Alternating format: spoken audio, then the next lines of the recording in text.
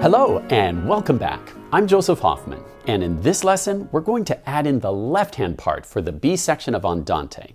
Let's check out the score to get started.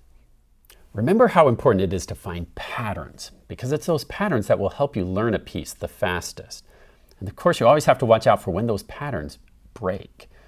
Sometimes a pattern continues and then a composer will surprise you. So you have to stay on your toes. So let's look for patterns in the left hand. If you look at the notes of the left hand, tell me what pattern you're seeing here.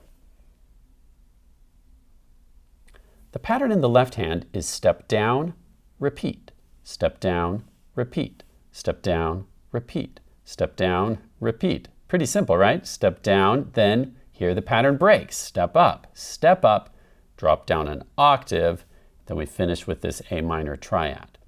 Again, always keep your eye out for where a pattern breaks. You can't always assume it's going to go on forever. Now, the interesting thing about the left-hand part is the fingering. This looks pretty simple, right? Step down, repeat, step down, repeat. Well, on this repeating note, because it keeps stepping down after each repeat, you will run out of fingers unless you do something a little bit tricky. So let's check out how to do that on the piano. So let's find the left hand finger 2 on this A right below middle C. And we have that 2 steps down to finger 3. So now 3 is on G. Then you're going to substitute and switch to finger 2 on G to step down to F. Then we substitute finger 2 on F, step down to E, substitute finger 2 to E, step down to D. See how this works? So we're basically doing a step down, then replace with finger 2, repeat, step down, replace with finger 2, repeat, step down, replace with finger 2, repeat, step down, replace with finger 2, repeat, step down, step up, down an octave, and then A minor triad. Okay, now press pause and try that on your own. Go really carefully. Make sure that you're not just playing the right notes, but the right fingers. And this is the key pattern. Because if you don't do that, you will run out of fingers. We have to end up way down here. So by substituting to finger 2, it helps our hand move down the keyboard. See how that works? 2. So it's just 2, 3, 2, 3, 2, 3, 2, 3, 2, 3, 2, 1, 5. Now that was fast motion. Of course, with the right hand, that would go much slower. 3, 2, 3, 2, 3, 2, 3. See how that works? Now press pause and just work on this left-hand part on your own. The entire B section, measure 9 to the end. Press pause to work on your own and then press play to go on.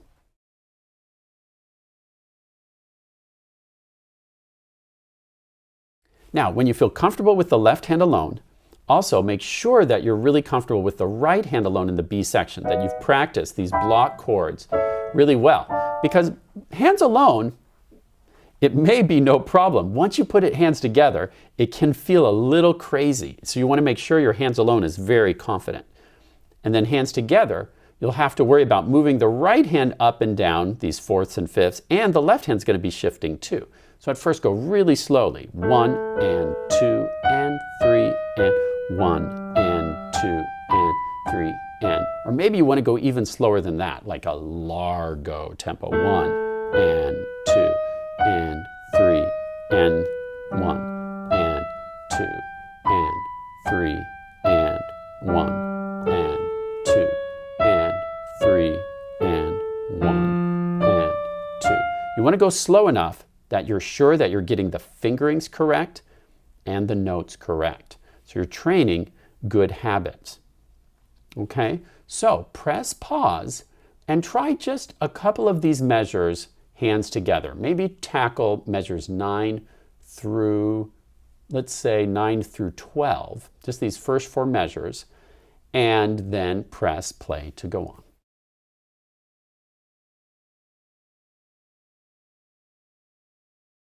Now, like I said, at first you may be going super slow, and that's okay. Give yourself time to really think through this. The metronome, again, can be a great tool to help you go nice and slow. Here's the metronome at 96. That might be a good starting speed. 1 note per click. Take your time with it. In fact, at first you may not go metronome at all. You may want to just really think about every single note. Take your time. As you get comfortable, start with the metronome around 96 or 100 beats per minute, then gradually speed that up a little bit at a time until you're at 200 again.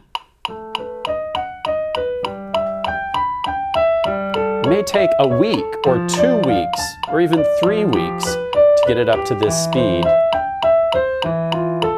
How do you know when you're ready to speed it up a notch? When you can play it confidently with no missed notes and no pauses, hey, then you're ready to bump it up a notch and challenge yourself. Once you hit 200, go back to 100, and now this is the quarter note. So you're playing 2 notes per click now. T, T, T, T, T, T, T, T, T, T, T, T. And from there, maybe bump it up to about 108 for a final performance speed.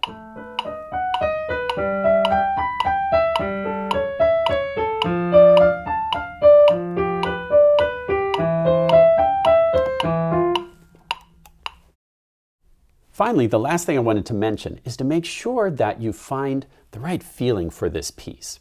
The title of this piece is Andante, which you recall means kind of a medium slow, but flowing. There's movement to it, but it's a relaxed feel. This song is not meant to be played intense and fast. It's meant to be beautiful and flowing.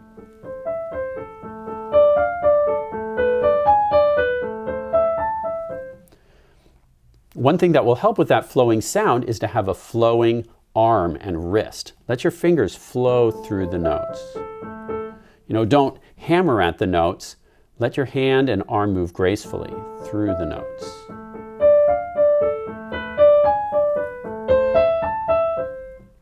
Also, be sure in your left hand that you're not hammering that note. Use your wrist to gently drop and then release that note.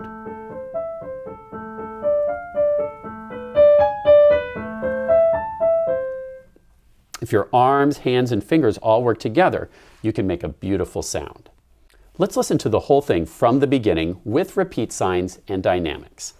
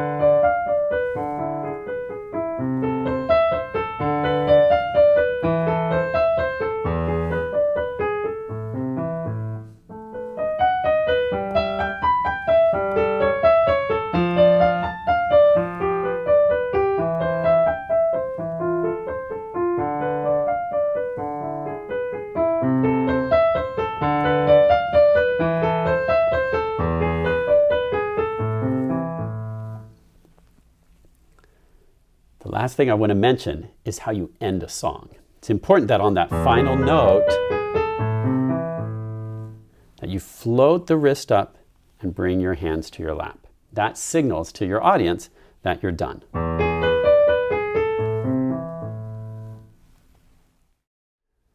Nice work learning Andante by Johann Christian Bach. I'd love for you to work carefully every day to try and make your performance beautiful and flowing. Really listen as you practice. Listen for your dynamics. Listen for the evenness and the flow of your eighth notes. Make sure that every sound is working together to create something beautiful to listen to.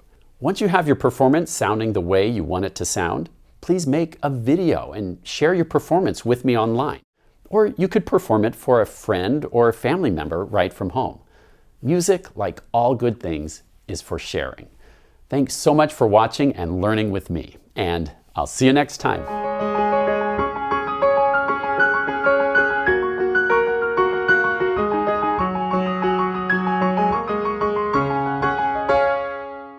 Hey Scuba, got a joke for you. Okay, fire away. What did Johann Sebastian say to his son Johann Christian when little Christian started to cross the street without looking both ways? I don't know. Come back! Back!